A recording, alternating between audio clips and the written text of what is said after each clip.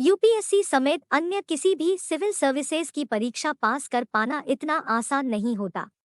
उसके बाद बनने वाले सरकारी अफसर अपनी सफलता की कहानी या फिर जनहित में किए गए किसी अच्छे काम की वजह से तो चर्चा में रहते ही हैं, लेकिन इन सब के अलावा कई बार वह अपनी निजी जिंदगी या अन्य कारणों के वजह से भी सुर्खियों या विवादों में आ जाते हैं। ऐसे ही कुछ अफसरों के बारे में हम आपको यहाँ बताने जा रहे हैं, जो हाल फिलहाल में काफी चर्चा में रहे।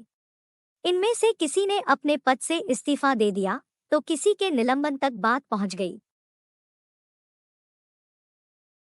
यूपी के एक एसडीएम हाल ही में खबरों में काफी छाए रहे हैं। कुछ साल पहले उनकी सिविल सेवा परीक्षा निकालने की सक्सेस स्टोरी ने बहुतों को प्रभावित किया था, लेकिन अब किसी अन्य कारण की वजह से ही वह चर्चा में आए हैं। हाल ही में यूपी के बरेली जिले के मीरगंज तहसील के एसडीएम कार्यालय का एक वीडियो वायरल हो रहा है, जिसमें एक सरकारी अधिकारी के सामने एक व्यक्ति मुर्गा बना हुआ नजर आ रहा है। ये अधिकारी है एसडीएम उदित पवार। दरअसल एक व्यक्ति एसडीएम साहब के पास शिकायत लेकर आया था, लेकिन एसडीएम ने उसे ही मुर्गा बना दिया। घटना के सामने आने के बाद अधिकारी को जिला मुख्यालय से सस्पेंड कर दिया गया है।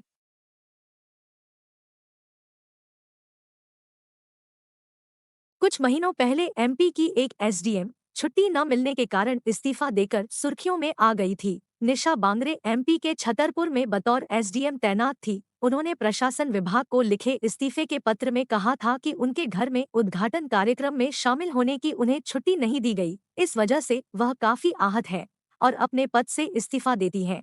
उनका यह पत्र उस समय काफी वायरल हुआ था। हाल ही में पूर्व सिविल सर्विस अधिकारी तनु जैन भी काफी खबरों में रही है। दरअसल उन्होंने अपनी सरकारी नौकरी छोड़कर टीचिंग के प्रोफेशन में जाने का फैसला किया था, जिसके बाद से लोग लगातार उनसे सवाल पूछ रहे थे कि उन्होंने नौकरी क्यों छोड़ी। उन्होंने इसका जवाब देते हुए कहा था कि उन्होंने यूपीएससी की तैयारी के दौरान जो मुश्किलें झेली, अब एस्पिरेंट्स को उन मुश्किलों से उबारना चाहती है, उनकी तैयारी में मदद करना चाहती है।